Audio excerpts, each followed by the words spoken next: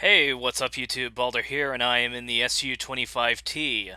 The SU-25T is the only mod in DCS World that you get for free.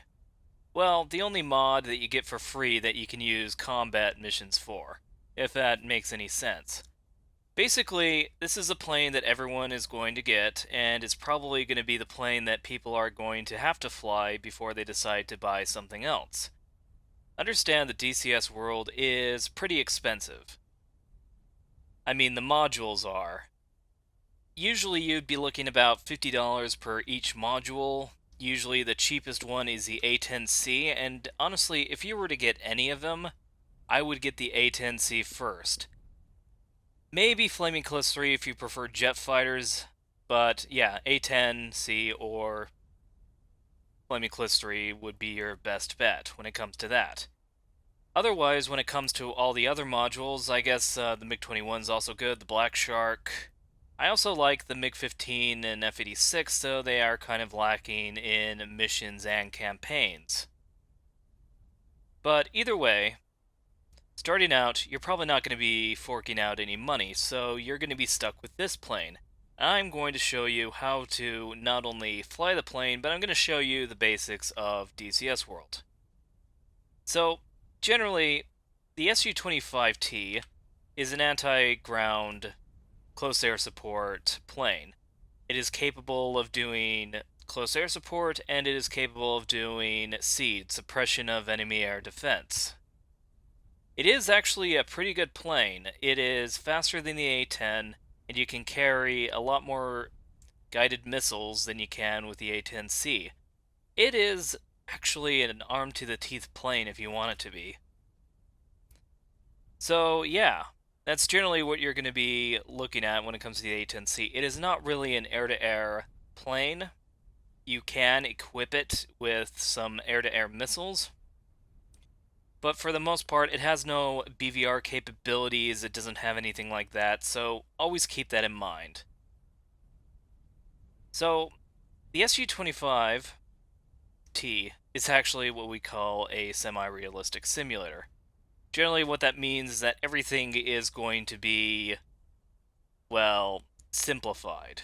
If you see my A10C videos, the startup procedure is pretty complicated. This is not. But first, what we're going to do is that we're going to show you the weapons loadout. If you're a multiplayer, you're going to be using this a lot. Hit the left alt and then apostrophe, and it brings up this thing. This is your loadout card. From here, you can select anything you want, such as you can get the ELINT pod, which is good for seating, the Mercury LLT-B pod or low light television pod that helps you with night vision. In fact, it can also help you in the day as well. And of course, you can select bombs, you can select missiles, you can get some air-to-air stuff, and of course you can also get yourself a jammer. You could have smoke as well, things like that. But if you don't want to customize it and you want something better, then you can pretty much select something like this. All these pre-made things. You can also customize your own in the flight planner as well, and once you save that, you can always refer to this loadout, the one that you made. So that's something to think about. Also, you can choose how much fuel that you want. You don't always want to be on 100% fuel. You can choose how much gun ammo you have. It doesn't have to be 100% either. Chaff flare, stuff like that. Usually I keep this pretty simplified. The only time I'd ever really change any of this stuff is if the plane is very heavy and I need to do a mid-air refueling, which is almost never. But anyway, if you don't want to do any of that, hit cancel and OK if you want to confirm it. I'm going to cancel it. So right now we don't have any weapons, but that's fine. I'm just going to hit right shift L. This turns on the electronics. If you need anything at night, you can just hit the L key and it'll illuminate the cockpit for you with a nice pink aura. Looks kind of cool if you ask me, but I'm going to leave that off. Alright, so when it comes to the startup procedure, it's pretty simple. It is a little bit weird, and I'll explain why. When it comes to aircraft, there are two types of, when it comes to aircraft that have two engines, you're going to have engine number one and engine number two. Or if you have multiple engines, like 4 engines or maybe even 6 engines, it goes from left to right. The numbering, that is. So this engine, the one I'm looking at, is engine number one. This is engine number two. In the SU-25T, it's kind of weird. Usually in almost all Flaming Cliffs 3 models, in all DCS models, the engine that you start out with is almost always in line with the controls you have. So the way that you start up an engine is that you either hit right alt home or right control home. Alt is left to control, so if you were to press alt home, it should turn on the number one engine, the engine on the left. In the SU-25T, however, this confuses me, I must admit. But let me explain. So, right alt home, you'll notice two things. One, the RPM meter goes up, and secondly, there is this green light that comes up as well, saying that things are ignited. And it's on the left side. However, if we were to look at this, you'll notice that engine number 2 is starting up.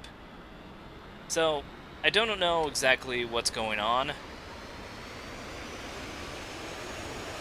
but always wait for an engine to spool up before you do anything.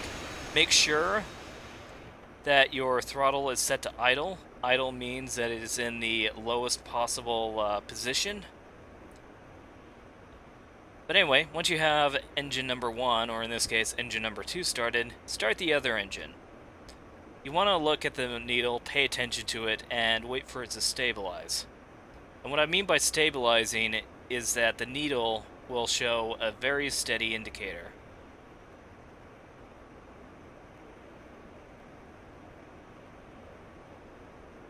So currently it is spooling up, it is spooling up, it's spooling up. And at this point, jet fuel is ignited, so it's going to be a little bit faster than usual, and then it'll level out, and now you have a stabilized engine. Alright, so both of them are stabilized, both of them are working. So now what we're going to do is a few things. Engines are a little loud, so forgive me. In fact, I think I'm going to turn it down a little bit. Don't know if you can see that on the upper left. Sorry if you can. But anyway, first thing I'm going to do is I'm going to test the controls. In any airplane, I mean literally any airplane that you fly, you always want to test this before taking off. Otherwise, you know, you might have inverted controls, and let's just say that you won't be able to figure that out until it's too late. Alright, so what I'm going to do is that I'm going to turn the yoke, the flight stick, to the left. And the rule of thumb is that whatever you have pointed towards, such as literally the rule of thumb, whichever part your thumb is sticking towards, the aileron should be up. The aileron are these little flaps that you see on the end of the wing. Alright, so the left aileron was good, now we're going to try the right. Right aileron goes up, left aileron goes down. Elevators, when you pull the stick back, the elevator should go up. Push the stick down, the elevators go down. And then, of course, rudder. The reason why it's moving a little bit is because rudder also controls steering. So keep in mind, whenever you're taxiing, don't taxi with the ailerons, taxi with the rudder pedals. Alright, so one more thing that I need to mention, two more things actually. Put the flaps up, you have two settings. One is takeoff, one is landing. Pretty simple, right? And now we have lights. External lights, I should say. First one I'm going to tell you about are the nav lights. Nav lights are pretty much these lights that are on the wing. There's a red one on the left wing and a green one on the right wing. what these red and green represent are right-of-way signals. So let's say that I'm on a collision course with a said plane. If I see red on the person's wing, then that means that this plane has a right-of-way, so I need to make a right turn in order to avoid him. Now, if I were flying and I see a green light, that means I have the right-of-way, and this plane needs to make the turn instead.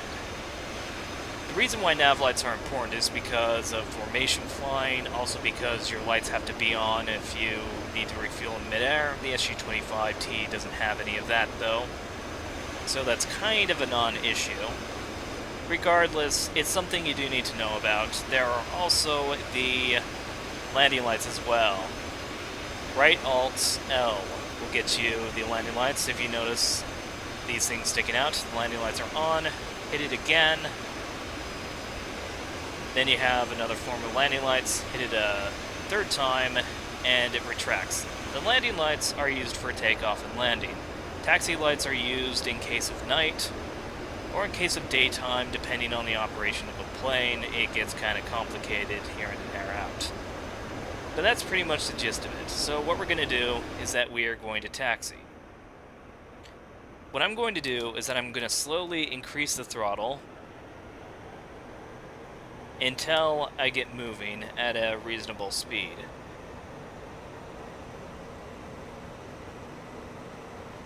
And once I get to that speed, I'm going to pull the throttle back a little bit, and the reason for that is because you need more power to get it started than you do to keep it rolling. Now, if you are slowing down, give yourself some more thrust. If you are speeding up, you're actually in a good position. Just correct with your brakes. So, for example, I am going about 10 knots. That's actually a pretty good taxi speed.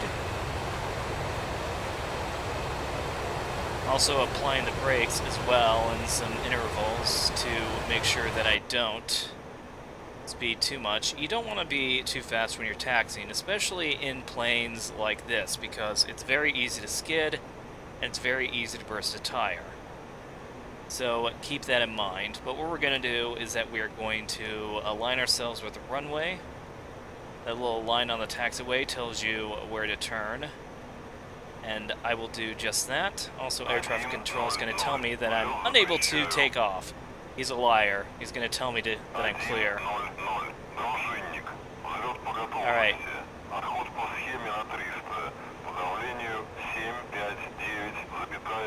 Climb to 30,000? Nah, I don't think so. Anyway, you want to align yourself up with the runway as best as you can. I'm a little bit off. I'm kind of pointing a little bit towards the right. Doesn't matter too much. Just going to increase the throttle slowly to get the engine stabilized, then give it full throttle. In the SU-25T, I don't know if that's exactly what you need to do in order to take off, but in most jets, you want to give the engines a little bit of thrust before going to full throttle, or takeoff thrust, as they'd like to call it. Rotate at 270, which means gently pull the stick back. Try not to stall. If you do stall a little bit, you'll get a beeping noise. Just ease back on the nose. Raise the gear.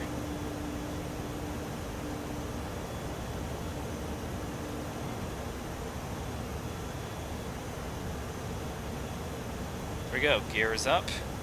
We're also going pretty fast, so I'm going to bring the flaps up as well.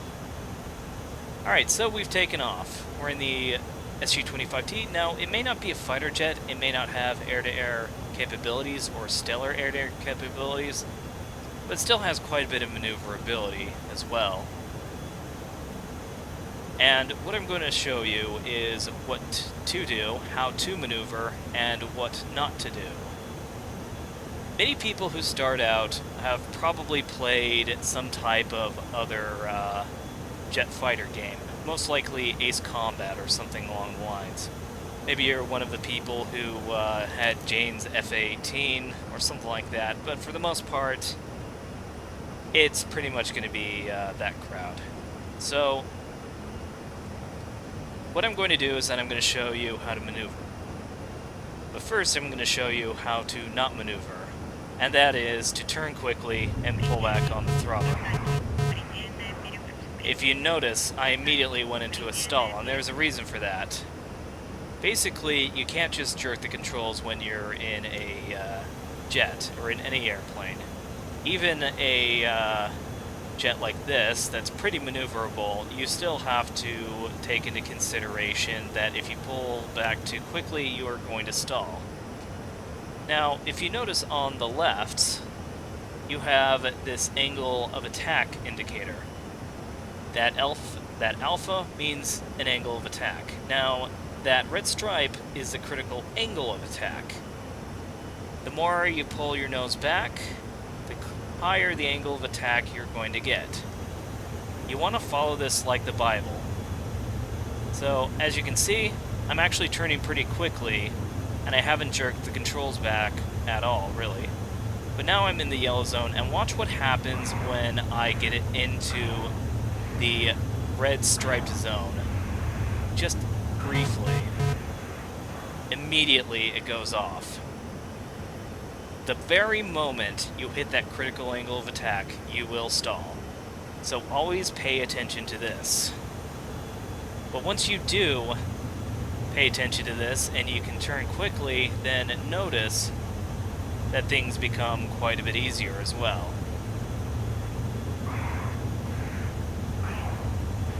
And maneuvering just becomes a breeze. Also, another thing you should take into consideration is your speed. There's always this perfect airspeed that each plane has when it comes to turning. In the case of the SU-25T, I believe it is 600. But as you can see, I don't have any problems when it comes to turning with this. I am going a little bit fast, so I'm going to bleed off some energy.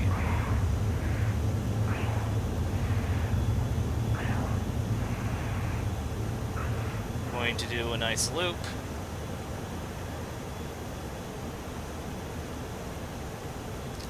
And there we go, we bled off some airspeed.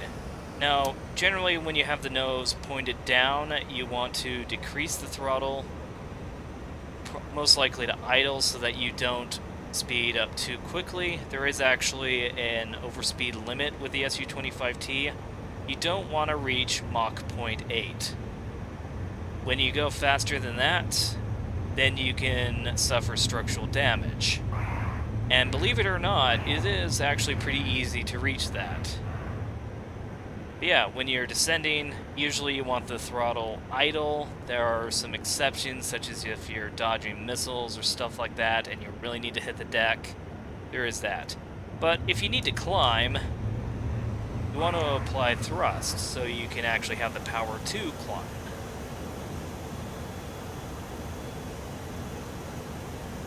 And that's pretty much maneuvering 101.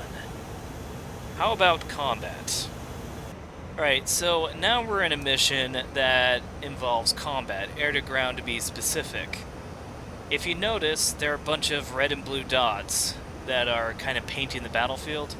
These are labels. So if you look to my right, you'll see my wingman, who is in his SU-25T. He's 0.6 nautical miles away. And he won't shut up. Anyway, as I was saying, when it comes to labels, they're pretty much explanatory. You might think, shut the fuck up! Shut the fuck up! Shut the fuck up! Shut the fuck up! Anyway, you might think that when it comes to labels, the red would be your enemy, and you're thinking, oh shit, this bandit is at my 6 o'clock. That's not exactly true. Basically, when it comes to the labels, red usually signifies Russian and allied to Russian forces, while blue signifies NATO forces, or, in other words, pretty much everyone else. So take into consideration that. However, if you don't like the labels, then what you can do is that you can turn them off. Left shift F10 will turn them off. Anyway, with that out of the way, what we're going to do is that we are going to get into some combat. So first thing I want to do is that I want to get into the correct mode. There are several modes. For one, I'm in mode 1. If you press the 1 key, you'd be in navigation. This is what I'm in right now. If you press the 6 key, you'll get into air-to-air.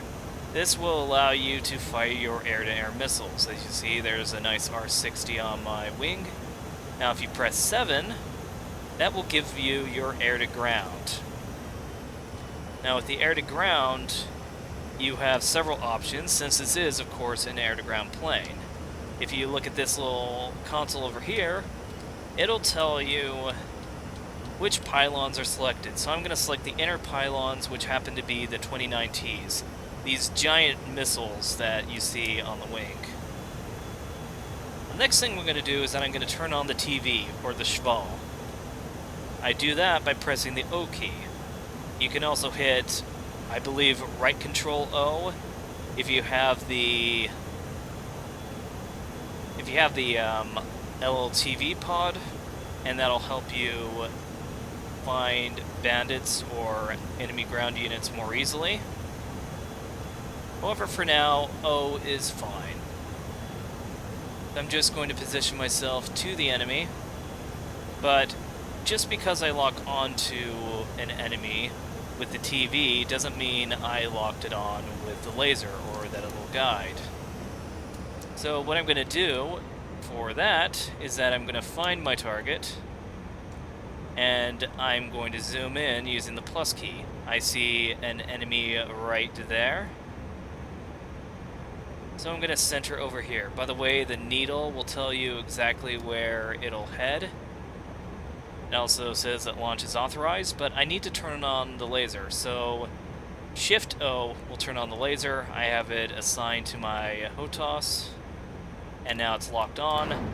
I press and hold down the weapon release key, or in this case, the center button in my little plane. Now, if you notice, there are two gauges, one on the upper middle and one on the left. Pretty much, if that needle goes past these bars, then that means it'll lose lock. So I'm going to move it out of range, and there you go. Now, every time you make a successful hit, or every time you fire off and it reaches its target or misses, you turn off your laser, and in doing so, you will be able to save your laser, prevent it from overheating, all that stuff. If you have it on for too long, it's going to have a cooldown timer. But as it stands, we took out the enemy. By the way, mind you, I am not turning right. My stick is actually not turning right at all. If you'll notice, it's turning left. Now, there's a reason for that. Since I released that one weapon, the airplane is now lopsided. So what we'll have to do now is that we'll have to compensate for that. Luckily, I am making a right turn anyway, so that's not really much of an issue. But if you need to make a left turn, you need to understand that you need to put a little bit more power into it. And if you want to fly straight and level, then it's going to be pretty difficult keeping a right balance with this. But it is doable, nothing to really worry about, but it is something you should pay attention to. But as you can see in the distance, there's that little smoke from the APC I just blew up. I'm going to go ahead and find another target, and I'm going to blow up that target as well.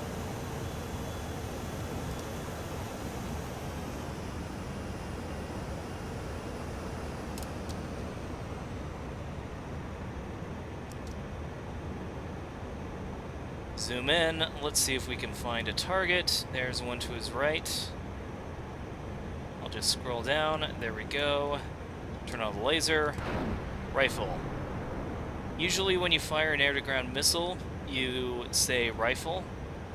Now, rifle, I believe, is specific to AGM-65 Mavericks or any type of Maverick of a sort, but you're going to see people shouting rifle for any air-to-ground missile.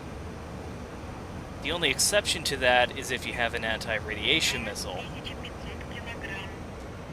And I missed, but it has caught fire. Now, when it comes to DCS World, it's kind of like Grand Theft Auto, in a way. What do I mean by that? I mean that once the vehicle catches fire, it is doomed to explode. But anyway, I fired off both the missiles. So what I'm going to do now is that I'm going to switch to my 9A4172 missiles, also known as the Vikhrs. Vikhrs are pretty much the main missile that you're going to be using with the 25T unless you're doing seed. And the reason for that is that you notice this pod? That's a pod of 8 missiles, and another pod of 8 missiles.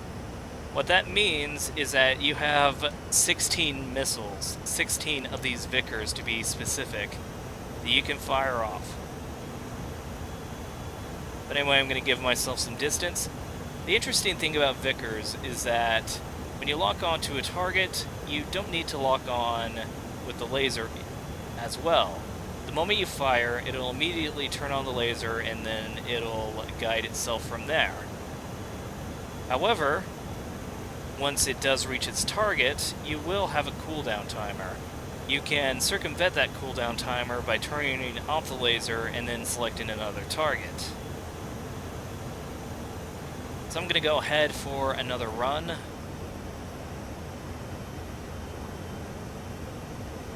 As always, watch out for the angle of attack.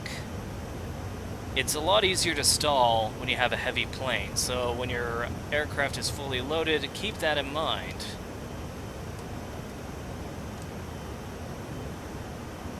Alright, so what you want to do with this is find your target. Target's right here. You want the target to be in this bigger circle. Once you do that, you hold down the trigger or whatever button you use and blow up your target. Pretty simple. And then you have a cooldown timer, just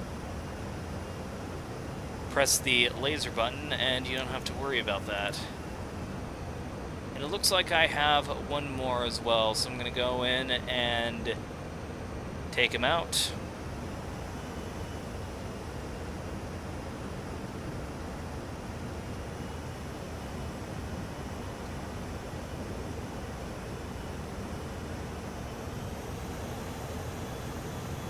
It's also a lot harder to climb when you are in a fully loaded plane, so always keep that in mind as well. There are actually quite a few variables when it comes to DCS World, and I hope that I'm making sense with these tutorials. If not, then I'm definitely going to have to improve on my little formula. Anyway, I'm going to be lining up to the road. I see one more little air-to-ground target. Going to slew over him. Going to align it into the circle. Fire it off. And that should have taken him out. Yep. Now, sometimes there are some accuracy problems when it comes to the missile. Keep that in mind as well. I seem to have a little bit more grief with these missiles than really any other in DCS World. However, in the same time, it isn't that bad. But what I'm going to do now is that I'm going to arm myself with a bomb, select those. These are unguided bombs, they're dumb bombs. And while they may be unguided, there's still a reticle that'll help you guide the bomb to its desired target. Maybe not by a laser or inertial guidance by any means, but it's still like a very nice gauge that'll tell you when to drop the bomb, and where it'll land.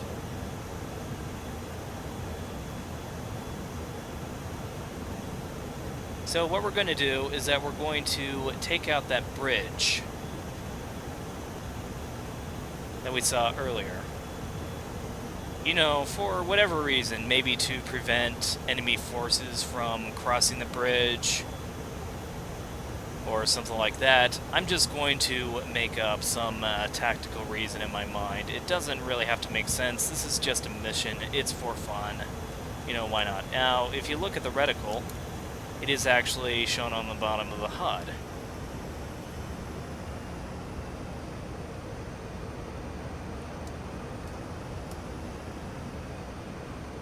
Now what you want to do is that you want to get yourself into a little bit of a dive. Then you want to keep this thing aligned with the target that you have.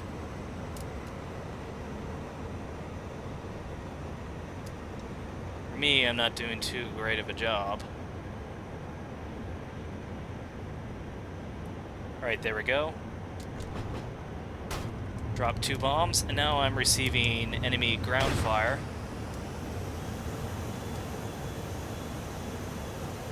And am I alright?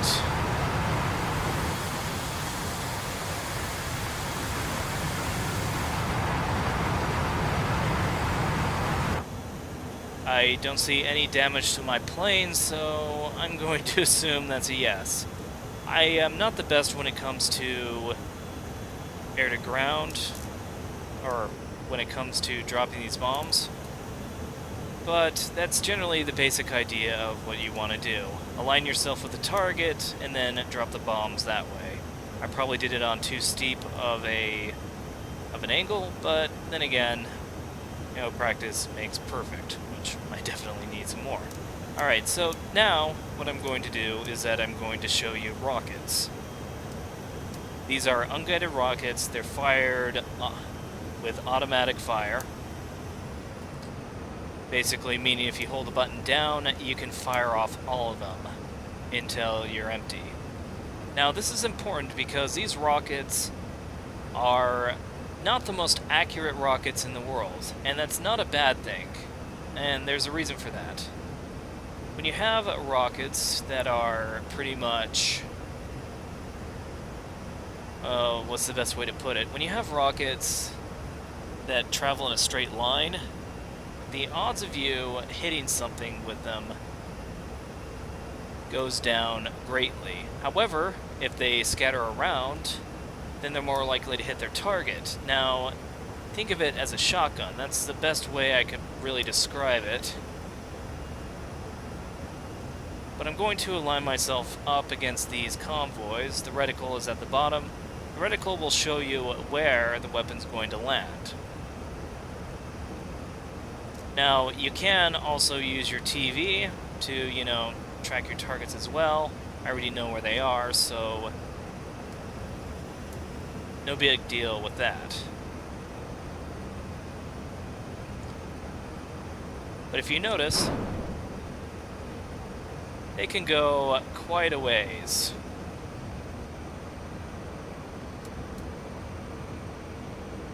And of course they scatter like that, but, you know, not too big of a deal. In fact, it actually helps. Think of it as a shotgun. You want that scatter.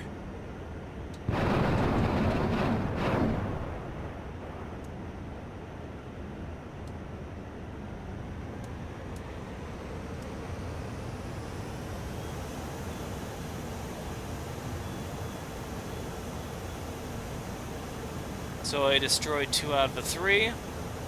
That's fine by me. I'm just going to take out the 3rd one now.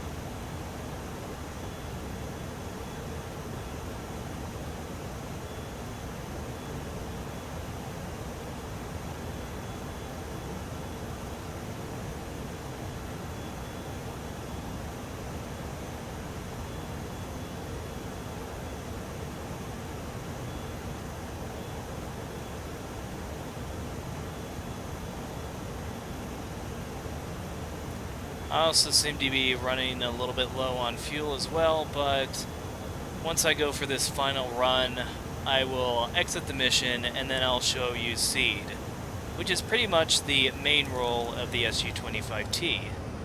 It is a very good seed capable plane. Also going to apply my spoilers. You do that by pressing the B key or the air brakes. Alright, so I'm just going to align it like so.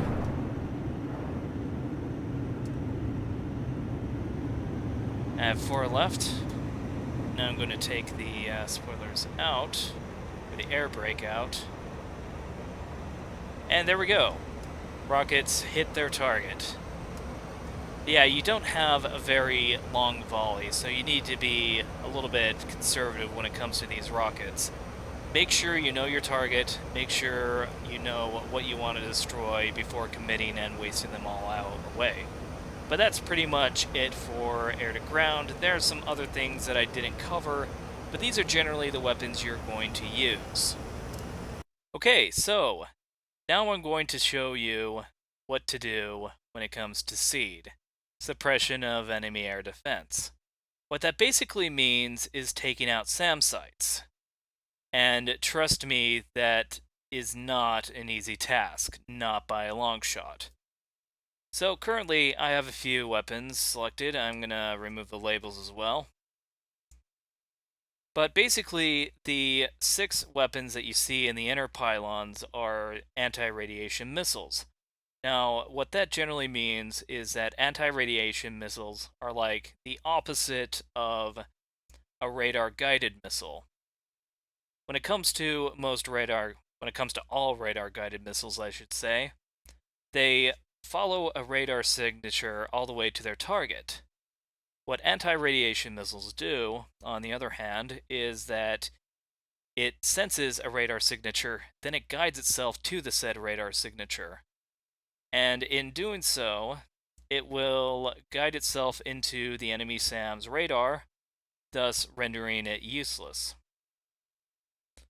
Now, when it comes to the SU-25T, you need a specific pod in order to do this. It's called the ELINT pod or Phantasmagoria, whatever you want to call it. It's that thing on the SU-25T's belly. Now, you can either have this on or the low-light TV on when it comes to having pods, or you can have none at all. That's usually the normal one, but in multiplayer servers especially, the main thing you're going to be doing is SEED. And of course for good reason, because this thing is the only, and let me repeat that, the only airplane in DCS world that is capable of doing that. Now, the Mirage 2000 is coming out pretty soon, and I don't know if that's going to have SEED capabilities, but then again, the F-18, I believe, the F-18A, B, or C, or something like that, is going to have SEED capabilities, and the American weapons for that are HARMs. But enough about that. There are a few things that I also need to mention about figuring out radar signatures as well, and keeping you safe and preventing you from dying. So, if you notice on the bottom right, you have what is called a what's it called? Yeah, an RWR, Radar Warning Receiver. Sorry, spaced out a little bit. Anyway,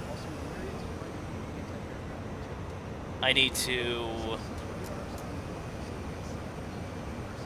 fly low a little bit.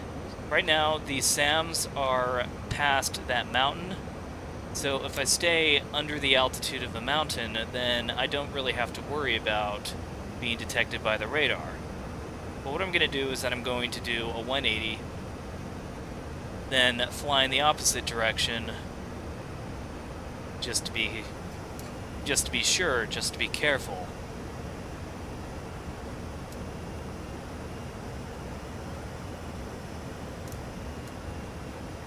Alright, so, if you'll notice I am flying very low. That's because I don't want to be detected by radar. Now, the RWR as I was going to say, is a little different from the American version. And here's what I mean by that. So, the RWR has several lights on it. The outer lights, the outer yellow or orangish lights, are lights that show you the biggest threat, or at least the biggest threat that the RWR thinks. The middle green lights, if you can see that they're green, will show you any radar signature that the plane detects. They may or may not be the biggest threat, it's just that the radar that's green can detect you. Now, on the inner circle with the dashes, this shows you the distance of the greatest threat. The more illuminated it is, the closer the threat is. So you want to be as far away as possible, or you want it as far as possible, to prevent yourself from getting attacked. Because if a plane or a SAM is within firing range, you're going to be in a whole world of trouble. Now, inside of that, you have this red light that's encircling the airplane. This red light will pretty much illuminate if you're being spiked or locked on, and it'll start flashing red when a missile's being fired at you.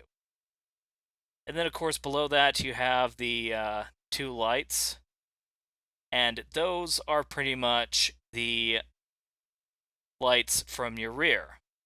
Below that are these series of dashes. Each dash represents what type of threat it is. So on the far left, you have enemy air threats. On the far right, you have radar that can detect you, but it's not considered a threat. In between those are SAMs, or anti-air radar. There are also some anti-air AAA, that sounds like a redundancy, that can lock onto you by radar, and those are the short-range ones. But anyway, we're going to be using this to figure out where our targets are, and then we're also going to turn on the ELINT pod. And I'll show you how to do that right now. Alright, so, like before, you want to hit the 7 key that gets you to air to ground. But instead of pressing the O key, though you can do that, you can press you need to press the I key. Now, if you have the TV turned on, then you can also use the TV as well, but in this case I'm going to turn it off because there is no need for it right now. We have two threats that we need to worry about, SA-6s and SA-8s. SA-6s have a longer range than the SA-8, so we need to take those out first. But once we cross this river, I'm going to gain altitude slowly but surely until I can align myself with the mountain range.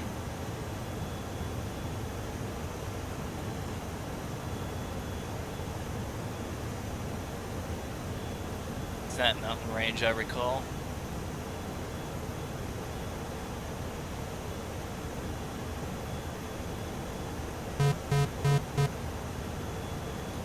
If you ever hear the stall warning, just ease back on the nose, and if you're really getting into a big stall, then of course push the nose down. I did a little bit of a tutorial on that, I'm not going to get into that right now.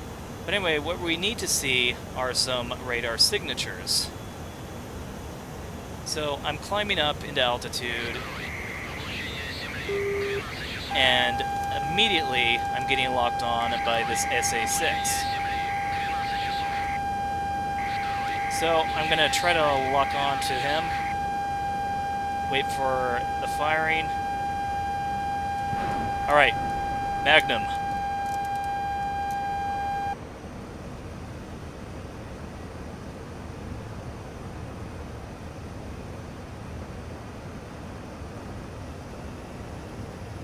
Now, once you fire off this missile, you want to make an invasive maneuver, and now the SAM is going to prioritize its threat against the anti-radiation missile, which of course it failed.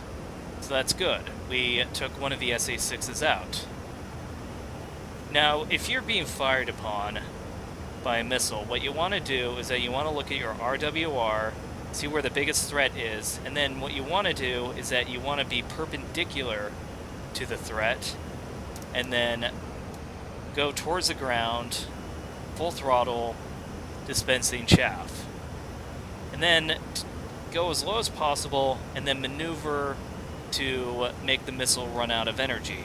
Considering the SA-6 is so close, that's not really going to be a possibility. But anyway, we're past the river once again, so I'm going to go ahead and make a left turn.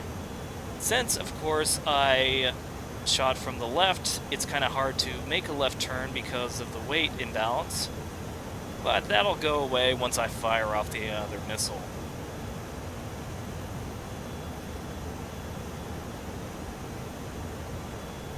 As it stands, we're good to go.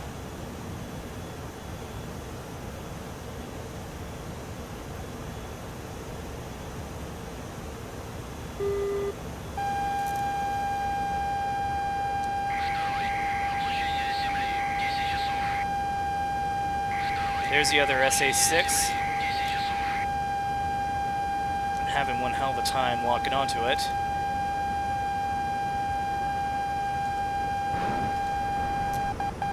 Alright, it fired on me. So I'm gonna,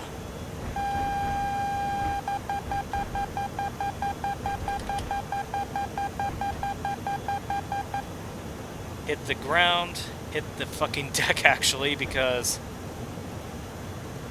you want to be as low as possible when it comes down to that threat. But anyway, that ominous beeping tone that you heard, my god, that is the sound of nightmares. It will put the fear of God in you when you hear that launch tone.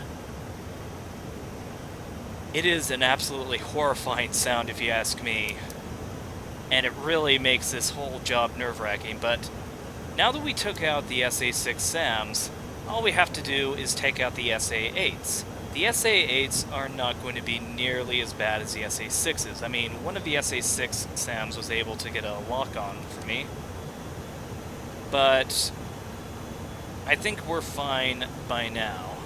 So I'm just going to go in altitude. I believe I'm out of range from the SA-8s. Alright, so I'm going to follow my RWR.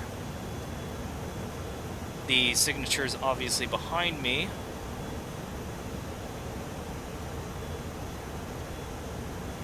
Another thing worth mentioning is that the RWR really is dependent on the position of the radar warning receiver. So if you're in too high of an angle, you might end up in the blind spot. So people can get confused about that, saying, "Oh, I defeated a missile. I'm good to go because the tone stopped." No, that is not the case. You're still in grave danger. But either way, I see the SA-8s. I'm going to lock onto this one.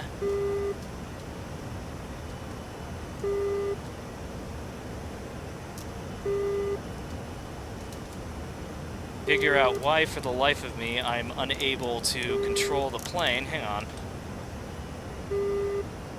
That was weird. Anyway, Magnum. I lost all control there for a second.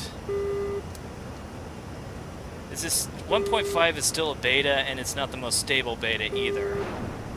I like it though, much more than the other DCS. Alright, so we don't want to get too close to these things because they will fire on us. So I'm just going to turn away and then hope for the best and see if these things get destroyed.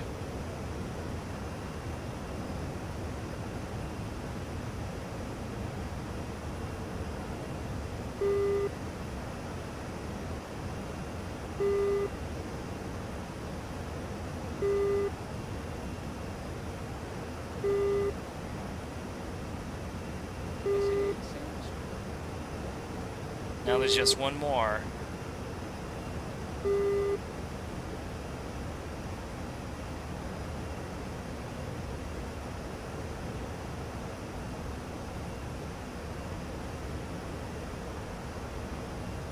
Now I'm not getting any radar signature.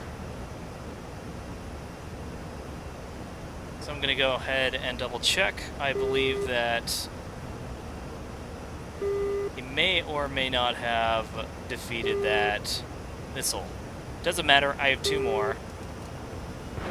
Magnum.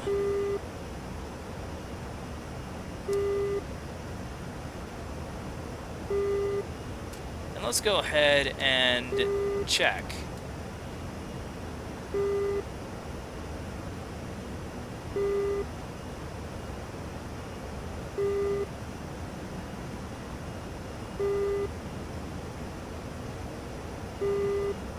I love how this kind of shows you the kinetic path of a missile. It's really cool when you have labels turned on, but you're never going to find that in multiplayer, or you'll rarely ever find it.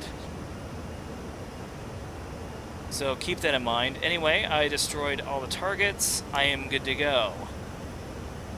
So Seed is very nerve-wracking.